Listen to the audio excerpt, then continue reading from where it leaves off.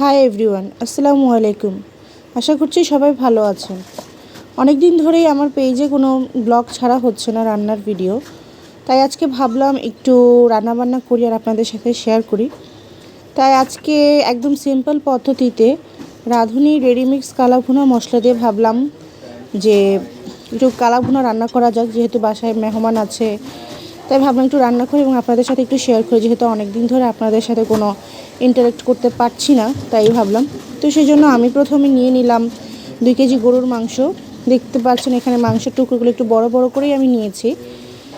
আর বেশি কিছু উপাদান লাগবে না আমাদের, মোটামুটি অল্প কিছু উপাদান দিয়েই এটা তৈরি করা যাবে, কারণ সব কিছুই মোটামুটি মশলার প্যাকেটের মধ্যে দেওয়াই থাকে। তো আমি ফার্স্টে কতগুলো পেঁয়াজ কুচি দিয়ে নিলাম, প্রায় 1 কাপের মতো। আর দিয়ে দিলাম 2 টেবিল চামচের মতো আদা রসুন, সামান্য একটু লবণ দিয়ে দিলাম।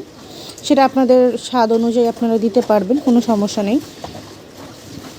তারপর আমি দিয়ে দিচ্ছি রাঁধুনি রেডিমিক্স মশলাটা। আসলে রেডিমিক্স মশলাটা আমাদের জন্য বলতে পারেন এক ধরনের সেভিয়ার। রাঁধুনিকে অনেক অনেক ধন্যবাদ এরকম মশলা বের করার জন্য। খুব সহজেই আমাদের জন্য রান্না করাটা একদম অ্যাফোর্ডেবল হয়ে গেছে। সো প্রথমে আমি এটার মধ্যে বেসিক্যালি 2টা মশলা থাকে, তো আমি প্রথমটা নিয়ে নিচ্ছি বড় প্যাকেটটা।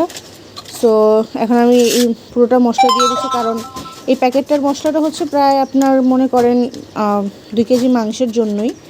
সো আমার এখানে অলমোস্ট 2 কেজি মাংসই আছে। সো আমি পুরো প্যাকেটটাই এটার মধ্যে ঢেলে দিচ্ছি। এখন আমাদের কিছু বেসিক ইনগ্রেডিয়েন্টস লাগবে, সেগুলো হচ্ছে মাস্টার্ড অয়েল, মানে সরিষার তেল ছাড়া আপনারা এটা রান্না করতেই পারবেন না, এটার কোনো অথেন্টিক টেস্ট আপনারা পাবেনই না।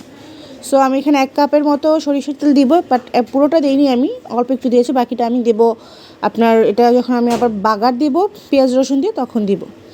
আর সয়া সস কিন্তু মাস্ট লাগবে। সয়া সস আমি এখানে 3 টেবিল চামচের মতো দিয়ে দিলাম।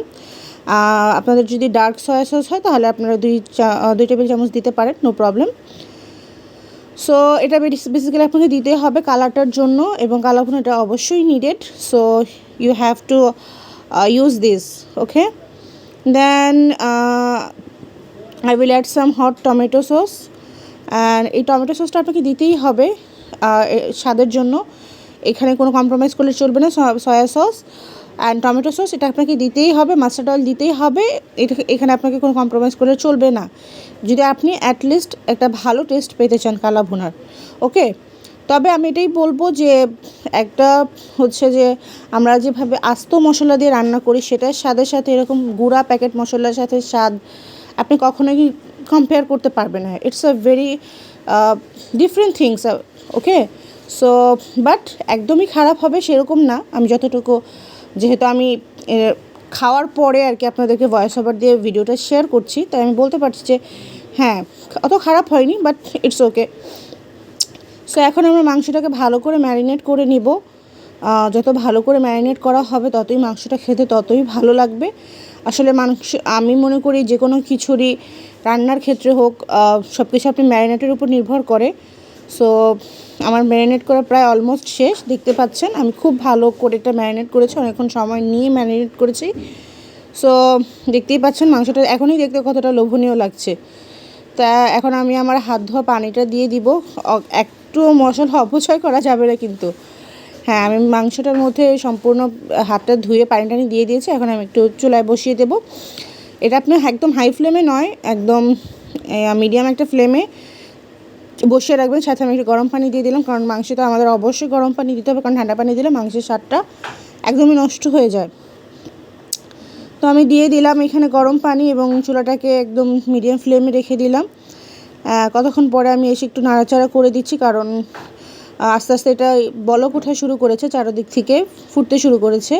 তো আমি একটু নেড়ে চেড়ে একটু উল্টিয়ে পাল্টিয়ে দিলাম, যাতে মাংসটার গায়ে সব কিছু একদম ভালোভাবে একদম লেগে যায়, ঠিক আছে। সো এরকমভাবে আমি একটু উল্টিয়ে দিচ্ছি, ভালো করে নাড়াচাড়া করে দিচ্ছি। আপনি যত নাড়াচাড়া করতে পারবেন আপনার মাংসটা তত ভালো হবে, যত মশলার গায়ে এগুলো লাগবে তত ভালো হবে। তো আমি ঢেকে এটা প্রায় আপনার 10 থেকে 15 মিনিটের মতো রান্না করে নিয়েছি। আস্তে আস্তে পানিটা আপনার দেখতেই পাচ্ছেন কমতে শুরু করেছে। আর বেসিক্যালি আমাদের রান্নার সময় মাংস থেকে টুকটাক পানি বের হয়, তো এই জন্য আমি আরেকটু পানি দিয়েছি ভালো করে সিদ্ধ করে নেওয়ার জন্য।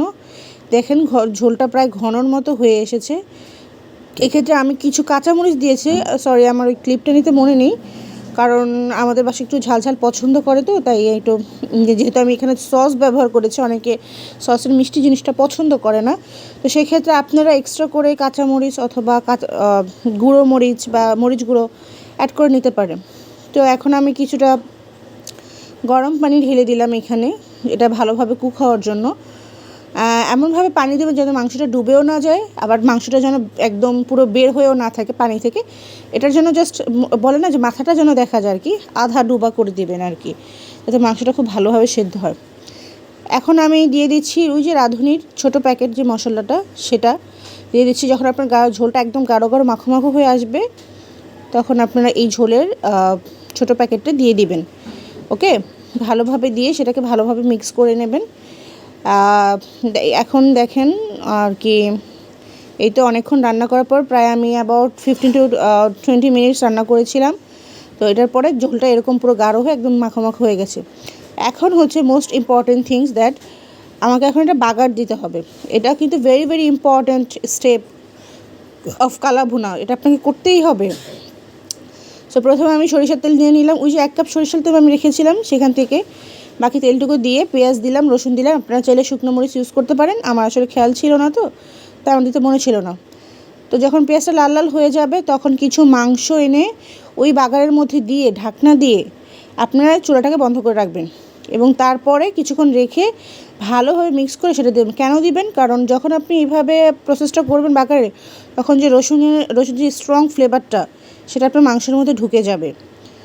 আর সেটা কিন্তু আপনাকে অবশ্যই করতে হবে, এইভাবে বাগার দিতে হবে। দেন কিছুক্ষণ নাড়াচাড়া করে আপনারা একদম নামানোর আগে কিছু কাঁচা পেঁয়াজ দিয়ে দিবেন।